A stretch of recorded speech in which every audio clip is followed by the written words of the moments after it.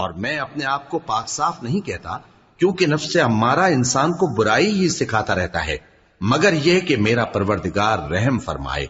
بے شک میرا پروردگار بخشنے والا ہے، مہربان ہے۔ اور بادشاہ نے حکم دیا کہ اسے میرے پاس لاؤ، میں اسے اپنا مصاحب خاص بناؤں گا۔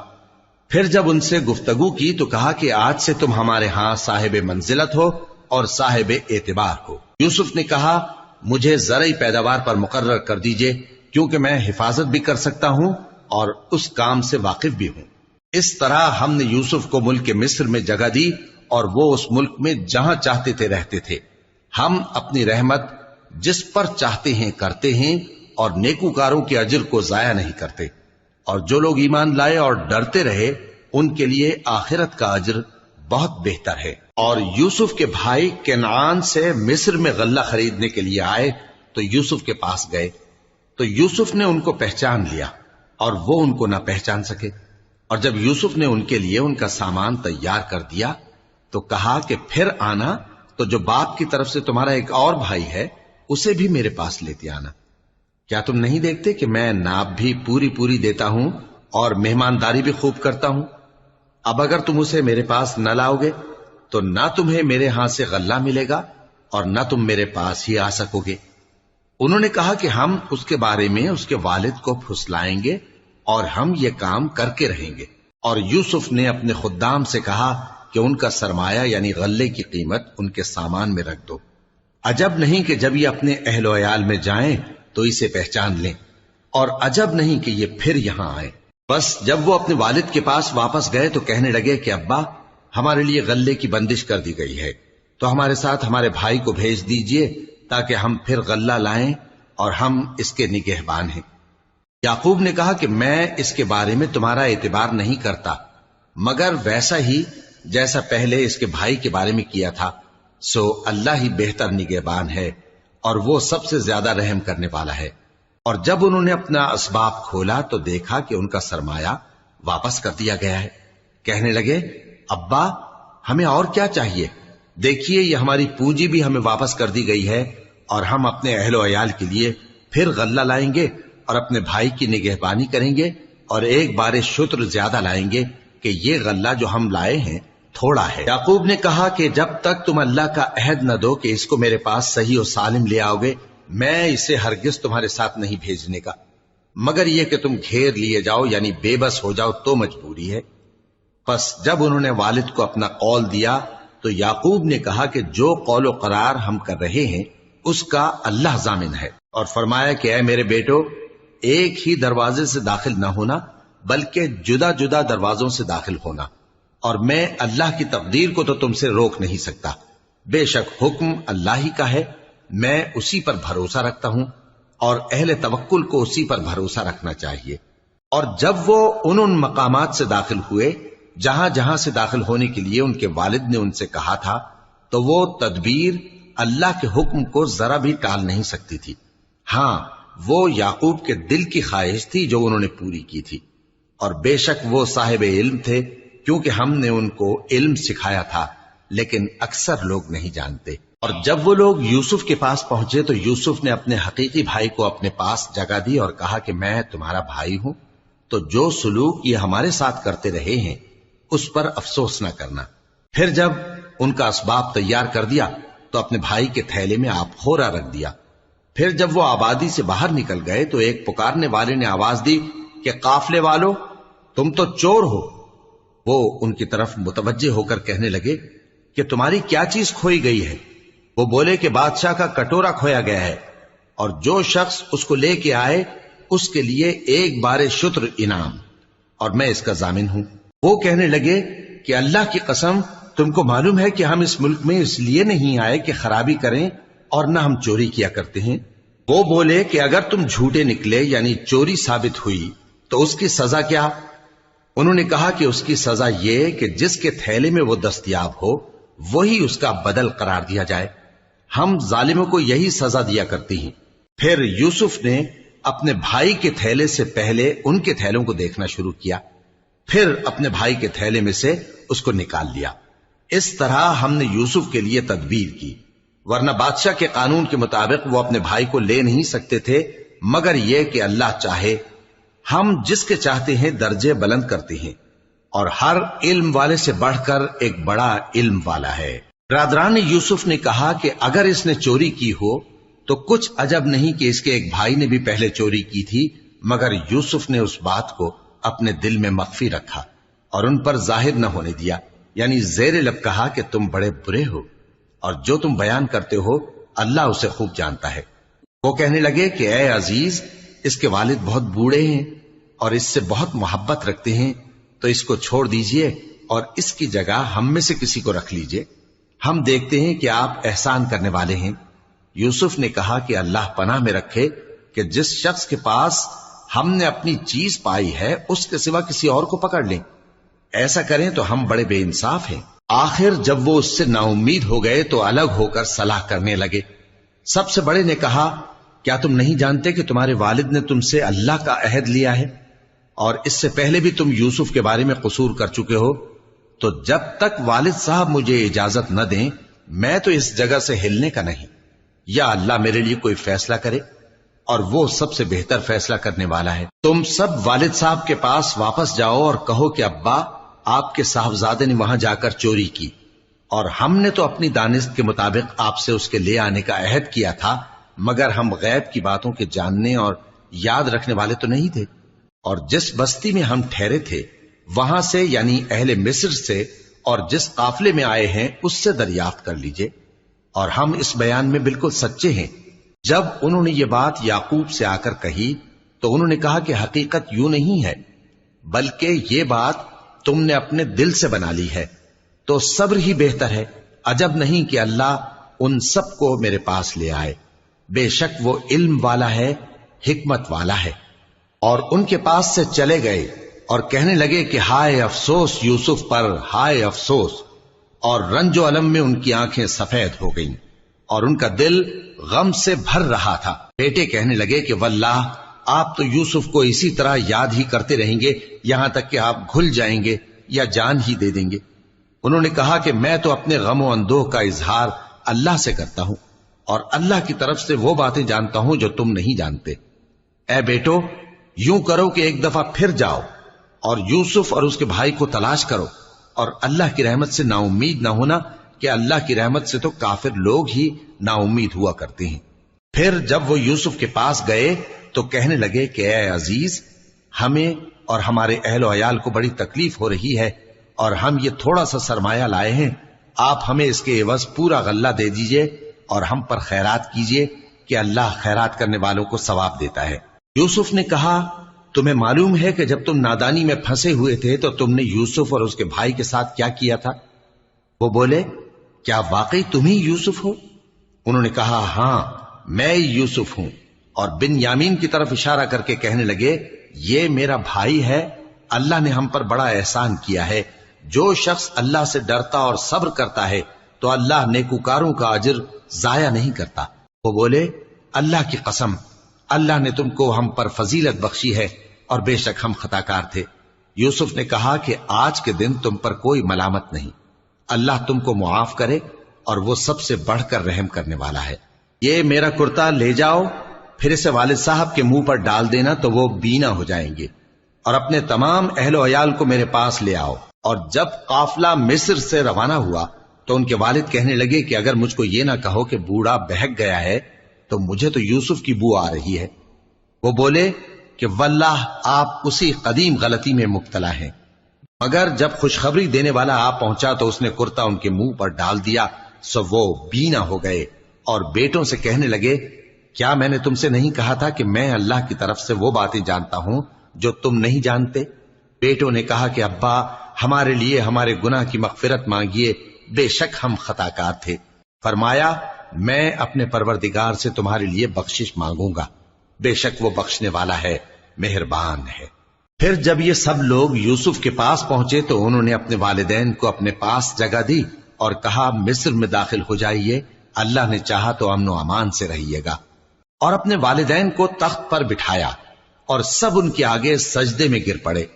اور اس وقت یوسف نے کہا، ابا جان، یہ میرے اس خواب کی تعبیر ہے جو میں نے پہلے بچپن میں دیکھا تھا، میرے پروردگار نے اسے سچ کر دیا، اور اس نے مجھ پر بہت سے احسان کیے ہیں کہ مجھ کو قید خانے سے نکالا، اور اس کے بعد کہ شیطان نے مجھ میں اور میرے بھائیوں میں فساد ڈال دیا تھا، آپ کو گاؤں سے یہاں لایا۔ بے شک میرا پروردگار جو چاہتا ہے تدبیر سے کرتا ہے، وہ علم والا ہے، حکمت والا ہے۔ جب یہ سب باتیں ہو لیں تو یوسف نے اللہ سے دعا کی کہ اے میرے پروردگار، تو نے مجھ کو حکومت سے نوازا اور خوابوں کی تعبیر کا علم بخشا۔ اے آسمانوں اور زمین کے پیدا کرنے والے، تو ہی دنیا اور آخرت میں میرا کارساز ہے۔ تو مجھے دنیا سے اپنی اطاعت کی حالت میں اٹھائیو اور آخرت میں اپنے نیک بندوں میں داخل کیجو۔ اے پیغمبر، یہ اخبار غیب میں سے ہیں جو ہم تمہاری طرف بھیجتے ہیں۔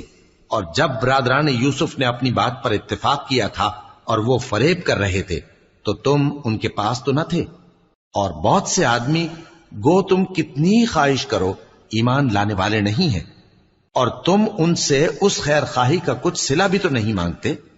یہ قرآن اور کچھ نہیں تمام جہانوں کے لیے نصیحت ہے، اور آسمان و زمین میں بہت سی نشانیاں ہیں جن پر سے یہ گزرتے ہیں اور ان کو نظر انداز کر دیتے ہیں، اور یہ اکثر اللہ پر ایمان نہیں رکھتے مگر اس کے ساتھ شرک بھی کرتے ہیں۔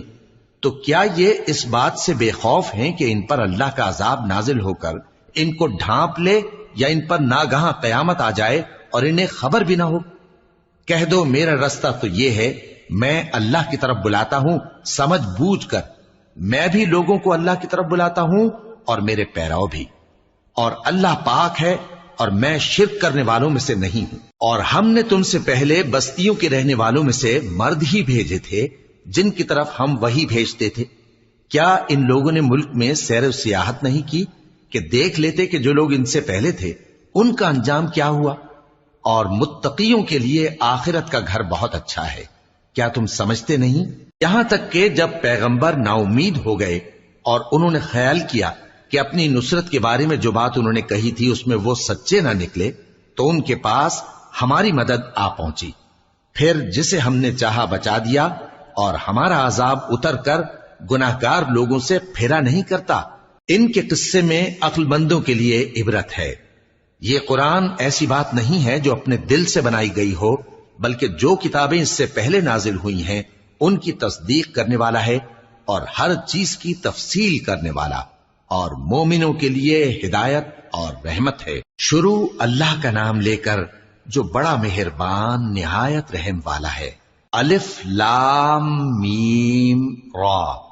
اے نبی، یہ کتاب الہی کی آیتیں ہیں، اور جو کچھ تمہارے پروردگار کی طرف سے تم پر نازل ہوا ہے حق ہے، لیکن اکثر لوگ ایمان نہیں لاتے۔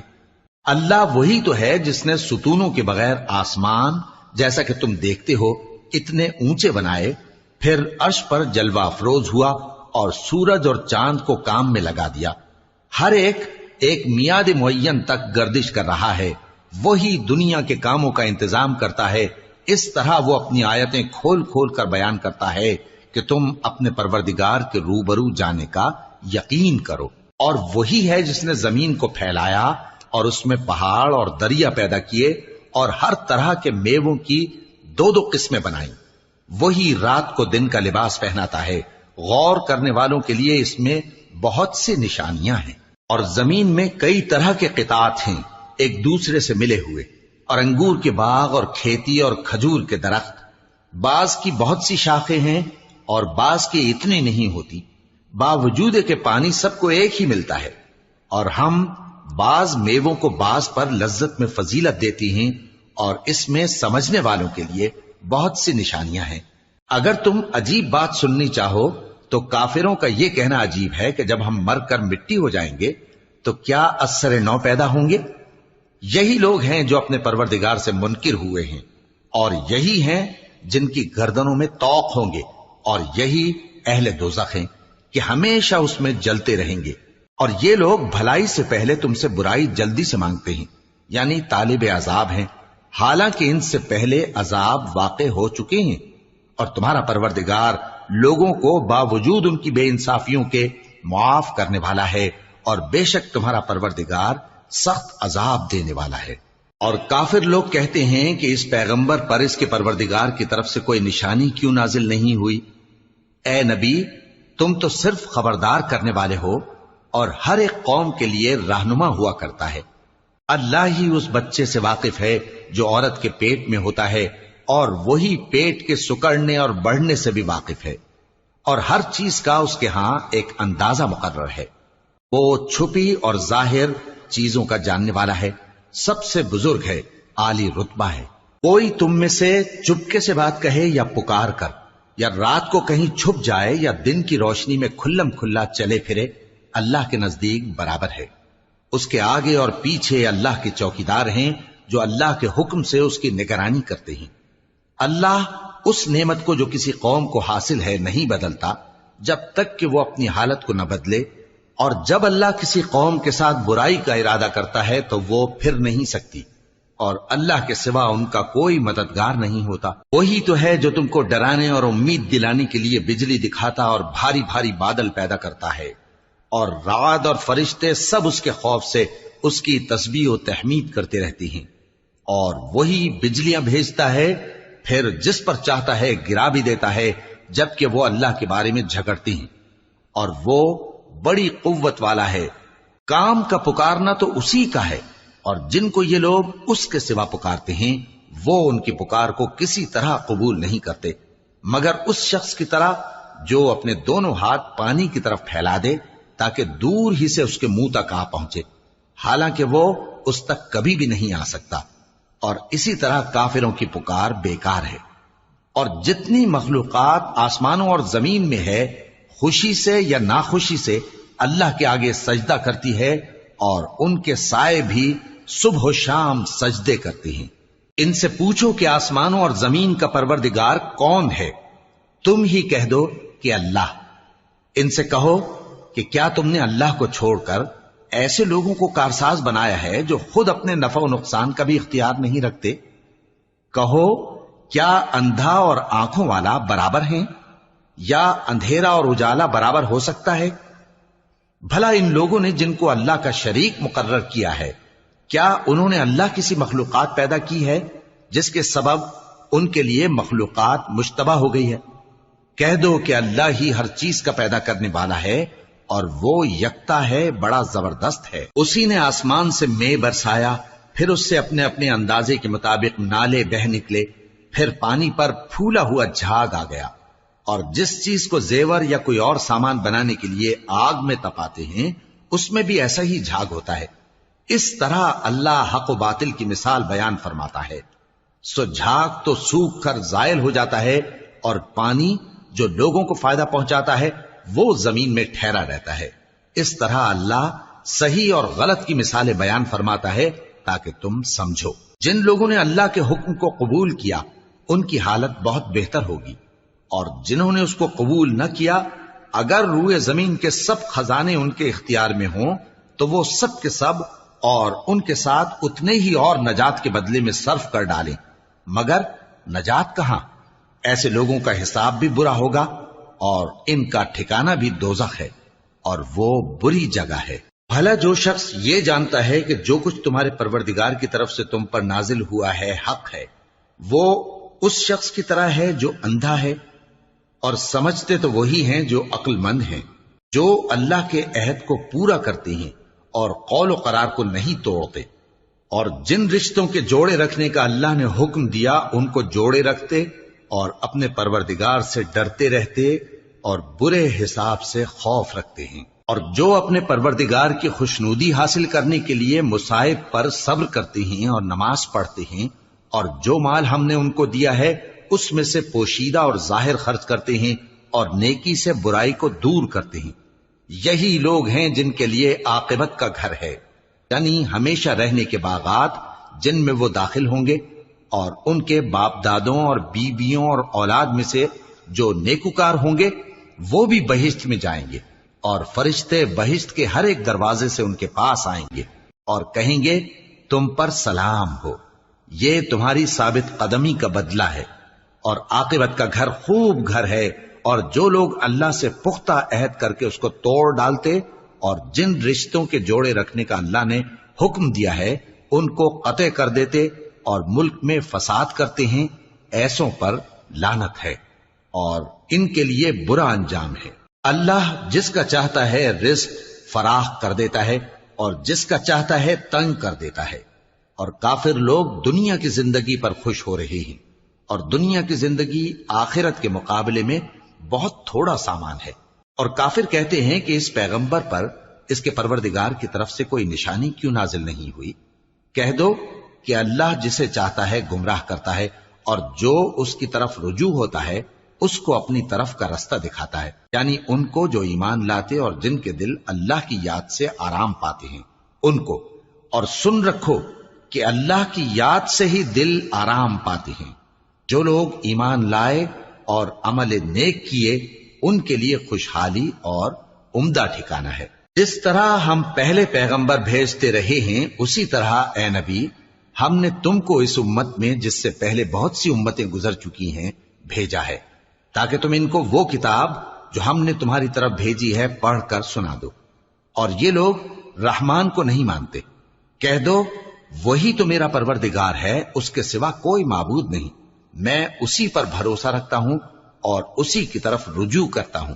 اور اگر کوئی قرآن ایسا ہوتا کہ اس کی تاثیر سے پہاڑ چل پڑتے یا زمین پھٹ جاتی یا مردوں سے کلام کر سکتے تو کیا یہ لوگ ایمان لے آتے؟ بات یہ ہے کہ سب باتیں اللہ کے اختیار میں ہیں۔ تو کیا مومنوں کو اس سے اطمینان نہیں ہوا کہ اگر اللہ چاہتا تو سب لوگوں کو ہدایت کے رستے پر چلا دیتا؟ اور کافروں پر ہمیشہ ان کے اعمال کے بدلے آفت آتی رہے گی یا ان کے مکانات کے قریب نازل ہوتی رہے گی یہاں تک کہ اللہ کا وعدہ آ پہنچے۔ بے شک اللہ وعدہ خلاف نہیں کرتا۔ اور تم سے پہلے بھی رسولوں کے ساتھ تمسخر ہوتے رہے ہیں تو میں نے کافروں کو مہلت دی، پھر میں نے ان کو پکڑ لیا۔ سو دیکھ لو کہ میرا عذاب کیسا رہا۔ تو کیا وہ جو ہر شخص کے اعمال کا نگراں و نگہبان ہے وہ بتوں کی طرح بے علم و بے خبر ہو سکتا ہے؟ اور ان لوگوں نے اللہ کے شریک مقرر کر رکھے ہیں۔ ان سے کہو کہ ذرا ان کے نام تو لو۔ کیا تم اسے ایسی چیزیں بتاتے ہو جو روئے زمین پر ہیں اور اسے معلوم نہیں، یا تم لوگ محض سطحی بات کی تقلید کرتے ہو؟ اصل یہ ہے کہ کافروں کو ان کے فریب خوبصورت معلوم ہوتے ہیں اور وہ ہدایت کے رستے سے روک لیے گئے ہیں، اور جسے اللہ گمراہ رہنے دے اسے کوئی ہدایت کرنے والا نہیں۔ ان کو دنیا کی زندگی میں بھی عذاب ہے اور آخرت کا عذاب تو بہت ہی سخت ہے، اور ان کو اللہ کے عذاب سے کوئی بھی بچانے والا نہیں۔ جس جنت کا پرہیزگاروں سے وعدہ کیا گیا ہے اس کی شان یہ ہے کہ اس کے نیچے نہریں بہ رہی ہیں، اس کے پھل ہمیشہ باقی رہنے والے ہیں اور اس کے سائے بھی۔ یہ ان لوگوں کا انجام ہے جو متقی ہیں، اور کافروں کا انجام دوزخ ہے۔ اور جن لوگوں کو ہم نے کتاب دی ہے وہ اس کتاب سے جو تم پر نازل ہوئی ہے خوش ہوتی ہیں، اور بعض فرقے اس کی بعض باتیں نہیں بھی مانتے۔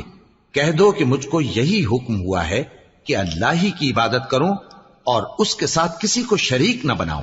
میں اسی کی طرف بلاتا ہوں اور اسی کی طرف مجھے لوٹنا ہے۔ اور اسی طرح ہم نے اس قرآن کو عربی زبان کا فرمان بنا کر نازل کیا ہے۔ اور اگر تم علم آ جانے کے بعد ان لوگوں کی خواہشوں کے پیچھے چلو گے تو اللہ کے سامنے کوئی نہ تمہارا مددگار ہوگا اور نہ کوئی بچانے والا۔ اور اے نبی ہم نے تم سے پہلے بھی پیغمبر بھیجے تھے اور ان کو بیویاں اور اولاد بھی دی تھی، اور کسی پیغمبر کے اختیار کی بات نہ تھی کہ اللہ کے حکم کے بغیر کوئی نشانی لے آتا۔ ہر حکم قضا کتاب میں لکھا ہوا ہے۔ اللہ جس چیز کو چاہتا ہے مٹا دیتا ہے اور جس کو چاہتا ہے باقی رکھتا ہے، اور اسی کے پاس اصل کتاب ہے۔ اور اگر ہم کوئی عذاب جس کا ان لوگوں سے وعدہ کرتے ہیں تمہیں دکھائیں، یعنی تمہارے روبرو ان پر نازل کریں، یا تمہاری مدت حیات پوری کر دیں، یعنی تمہارے انتقال کے بعد عذاب بھیجیں، تو تمہارا کام ہمارے احکام کا پہنچا دینا ہے اور ہمارا کام حساب لینا ہے۔ کیا انہوں نے نہیں دیکھا کہ ہم زمین کو اس کے کناروں سے گھٹاتے چلے آ رہے ہیں؟ اور اللہ جیسا چاہتا ہے حکم کرتا ہے، کوئی اس کے حکم کا رد کرنے والا نہیں، اور وہ جلد حساب لینے والا ہے۔ جو لوگ ان سے پہلے تھے وہ بھی بہتیری تدبیریں کرتے رہے ہیں، سو تدبیر تو سب اللہ ہی کی ہوتی ہے۔ ہر شخص جو کچھ کر رہا ہے اللہ اسے جانتا ہے، اور کافر جلد معلوم کر لیں گے کہ آخرت میں اچھا انجام کس کے لیے ہوتا ہے۔ اور کافر لوگ کہتے ہیں کہ تم پیغمبر نہیں ہو۔ کہہ دو کہ میرے اور تمہارے درمیان اللہ اور وہ شخص جس کے پاس کتاب آسمانی کا علم ہے بطور گواہ کافی ہے۔ شروع اللہ کا نام لے کر جو بڑا مہربان نہایت رحم والا ہے۔ الف لام را، یہ ایک پر نور کتاب ہے، اس کو ہم نے تم پر اس لیے نازل کیا ہے کہ تم لوگوں کو اندھیروں سے نکال کر روشنی کی طرف لے جاؤ، یعنی ان کے پروردگار کے حکم سے عزت والے خوبیوں والے مالک کے راستے کی طرف، یعنی اس اللہ کے راستے کی طرف کہ جو کچھ آسمانوں اور زمین میں ہے سب اسی کا ہے۔ اور ان کافروں کے لیے عذاب شدید کی وجہ سے تباہی اور بربادی مقدر ہے، جو آخرت کے مقابلے میں دنیاوی زندگی کو پسند کرتے اور لوگوں کو اللہ کے راستے سے روکتے اور اس میں کجی چاہتے ہیں۔ یہ لوگ بڑے دور کی گمراہی میں ہیں، اور ہم نے کوئی پیغمبر نہیں بھیجا مگر وہ اپنی قوم کی زبان بولتا تھا تاکہ انہیں احکام الہی کھول کھول کر بتا دے۔ پھر اللہ جسے چاہتا ہے گمراہ رہنے دیتا ہے اور جسے چاہتا ہے ہدایت دیتا ہے، اور وہ غالب ہے، حکمت والا ہے۔ اور ہم نے موسیٰ کو اپنی نشانیاں دے کر بھیجا کہ اپنی قوم کو تاریکیوں سے نکال کر روشنی میں لے جاؤ اور ان کو اللہ کے دن یاد دلاؤ، اور اس میں ان لوگوں کے لیے جو صابر و شاکر ہیں نشانیاں ہیں۔ اور جب موسیٰ نے اپنی قوم سے کہا کہ اللہ نے جو تم پر مہربانیاں کی ہیں ان کو یاد کرو، جبکہ اس نے تم کو فرعون کی قوم سے رہائی بخشی، وہ لوگ تمہیں برے برے عذاب دیتے تھے اور تمہارے بیٹوں کو مار ڈالتے تھے اور تمہاری لڑکیوں کو زندہ رہنے دیتے تھے، اور اس میں تمہارے پروردگار کی طرف سے بڑی آزمائش تھی۔ اور جب تمہارے پروردگار نے تم کو آگاہ کیا کہ اگر شکر کرو گے تو میں تمہیں زیادہ دوں گا، اور اگر ناشکری کرو گے تو یاد رکھو کہ میرا عذاب بھی سخت ہے۔ اور موسیٰ نے صاف صاف کہہ دیا کہ اگر تم اور جتنے اور لوگ زمین میں ہیں سب کے سب ناشکری کرو تو بھی اللہ بے نیاز ہے، قابل تعریف ہے۔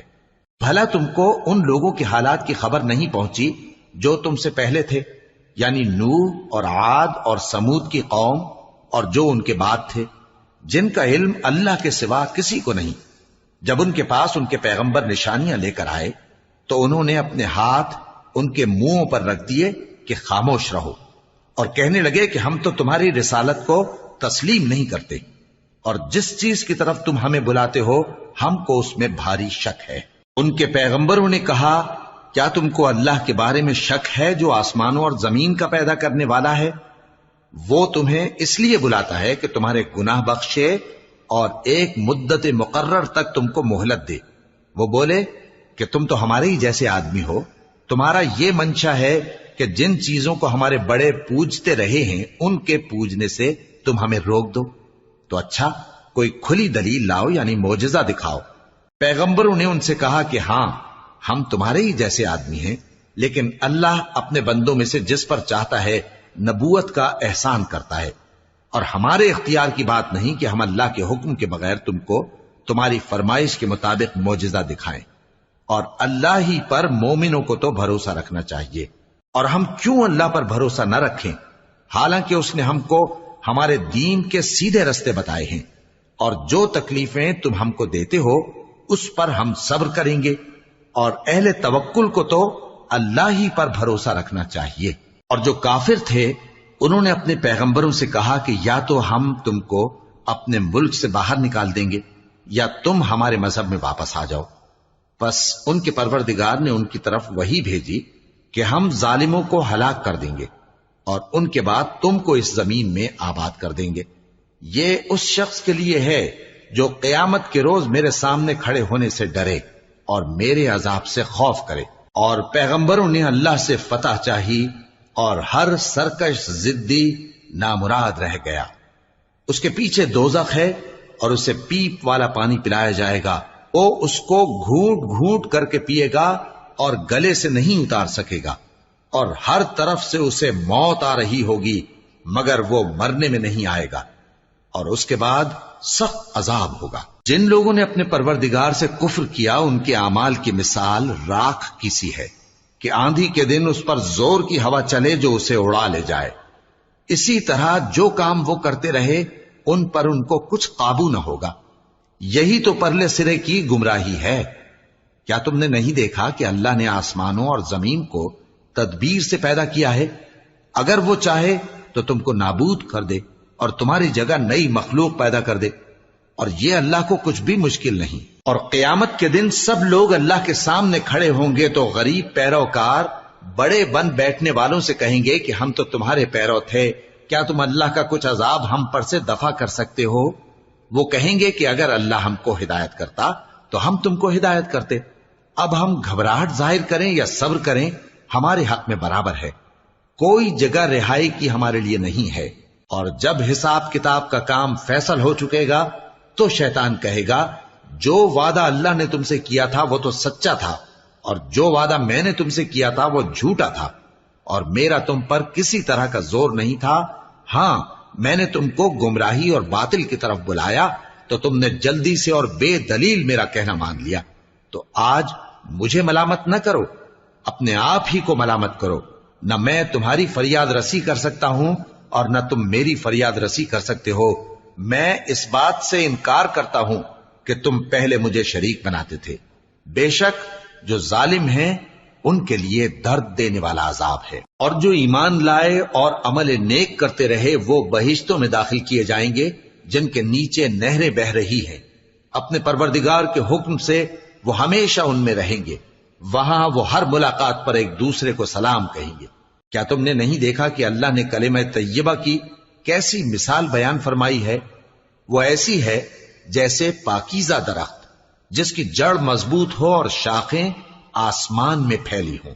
وہ اپنے پروردگار کے حکم سے ہر موقع پر پھل لاتا ہو، اور اللہ لوگوں کے لیے مثالیں بیان فرماتا ہے تاکہ وہ نصیحت حاصل کریں۔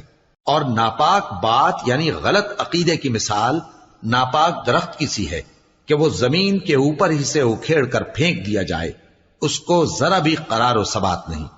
اللہ مومنوں کے دلوں کو صحیح اور پکی بات سے دنیا کی زندگی میں بھی مضبوط رکھتا ہے اور آخرت میں بھی رکھے گا۔ اور اللہ بے انصافوں کو گمراہ کر دیتا ہے، اور اللہ جو چاہتا ہے کرتا ہے۔ کیا تم نے ان لوگوں کو نہیں دیکھا جنہوں نے اللہ کے احسان کو ناشکری سے بدل دیا اور اپنی قوم کو تباہی کے گھر میں لا اتارا، یعنی دوزخ میں کہ سب ناشکرے اس میں داخل ہوں گے، اور وہ برا ٹھکانہ ہے۔ اور ان لوگوں نے اللہ کے شریک مقرر کیے کہ لوگوں کو اس کے رستے سے گمراہ کریں۔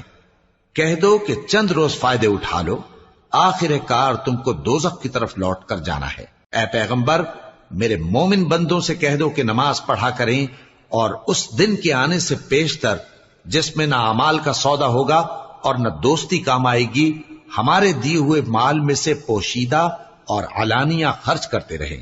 اللہ ہی تو ہے جس نے آسمانوں اور زمین کو پیدا کیا اور آسمان سے مے برسایا، پھر اس سے تمہارے کھانے کے لیے پھل پیدا کیے اور کشتیوں اور جہازوں کو تمہارے زیر فرمان کیا تاکہ وہ سمندر میں اس کے حکم سے چلیں، اور نہروں کو بھی تمہارے زیر فرمان کیا، اور سورج اور چاند کو تمہارے لیے کام میں لگا دیا کہ دونوں دن رات ایک ڈگر پر چل رہے ہیں، اور رات اور دن کو بھی تمہاری خاطر کام میں لگا دیا، اور جو کچھ تم نے مانگا سب میں سے تم کو عنایت کیا۔ اور اگر اللہ کے احسان گننے لگو تو شمار نہ کر سکو، مگر لوگ نعمتوں کا شکر نہیں کرتے۔ کچھ شک نہیں کہ انسان بڑا بے انصاف ہے، ناشکرا ہے۔ اور جب ابراہیم نے دعا کی کہ اے میرے پروردگار، اس شہر کو لوگوں کے لیے امن کی جگہ بنا دے، اور مجھے اور میری اولاد کو اس بات سے کہ بتوں کی پرستش کرنے لگیں بچائے رکھیو۔ اے پروردگار، انہوں نے بہت سے لوگوں کو گمراہ کیا ہے، سو جس شخص نے میرا کہا مانا وہ میرا ہے، اور جس نے میری نافرمانی کی تو تو بخشنے والا ہے، مہربان ہے۔ اے پروردگار، میں نے اپنی اولاد ایک وادی میں جہاں کھیتی نہیں، تیرے عزت و ادب والے گھر کے پاس لا بسائی ہے۔ اے پروردگار، تاکہ یہ نماز پڑھیں، سو تو لوگوں کے دلوں کو ایسا کر دے کہ ان کی طرف جھکے رہیں، اور ان کو میووں سے روزی دیتے رہنا تاکہ تیرا شکر کریں۔ اے پروردگار، جو بات ہم چھپاتے اور جو ظاہر کرتے ہیں تو سب جانتا ہے، اور اللہ سے کوئی چیز مخفی نہیں، نہ زمین میں نہ آسمان میں۔ اللہ کا شکر ہے جس نے مجھ کو بڑی عمر میں اسماعیل اور اسحاق بخشے، بے شک میرا پروردگار دعا سننے والا ہے۔ اے پروردگار، مجھ کو ایسی توفیق عنایت کر کہ نماز پڑھتا رہوں، اور میری اولاد کو بھی یہ توفیق بخش۔ اے پروردگار، میری دعا قبول فرما۔ اے پروردگار، حساب کتاب کے دن میری اور میرے ماں باپ کی اور مومنوں کی مغفرت کیجو۔ اور مومنوں، یہ نہ سمجھنا کہ یہ ظالم جو کام کر رہے ہیں اللہ ان سے بے خبر ہے۔ وہ ان کو اس دن تک مہلت دے رہا ہے جبکہ دہشت کے سبب آنکھیں پھٹی کی پھٹی رہ جائیں گی اور لوگ سر اٹھائے ہوئے میدان قیامت کی طرف دوڑ رہے ہوں گے، ان کی نگاہیں خود اپنی طرف لوٹ نہ سکیں گی اور ان کے دل مارے خوف کے ہوا ہو رہے ہوں گے۔ اور لوگوں کو اس دن سے آگاہ کر دو جب ان پر عذاب آ جائے گا، تب ظالم لوگ کہیں گے کہ اے ہمارے پروردگار، ہمیں تھوڑی سی مہلت عطا کر تاکہ ہم تیری دعوت توحید قبول کریں اور تیرے پیغمبروں کے پیچھے چلیں۔ تو جواب ملے گا، کیا تم پہلے قسمیں نہیں کھایا کرتے تھے کہ تم کو اس حال سے جس میں تم ہو زوال نہیں ہوگا؟